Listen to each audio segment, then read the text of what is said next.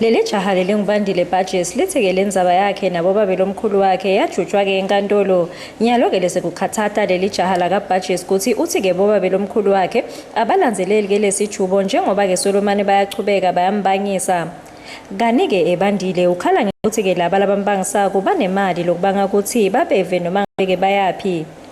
Bandile uchazile ukuthi bambangisa-ke umhlaba wababa wakhe la ushiyelwa-ke nguyise nakasishiya-ke emhlabeni. So lebe ngingafisa usikwendeke kubukwe lama verdicts kubutwe ukuthi akalanzelelwa ngani kuya ngani bangawalanzeleli and futhi kutholakala kunema contempts lamanengi bona vele banemali. So ngifuna ukuthi kubukwe ukuthi makune contempt of court baboshwe ngoba mina mangenda exactly the same thing labakwendako la bakwenda kimi fast mina kungapheli 2 minutes bayangibopha but mina mangikwenda mangibabopha abakhoni kuboshwa kuthatha isikhathi. So while ngisupporta ngisayalena le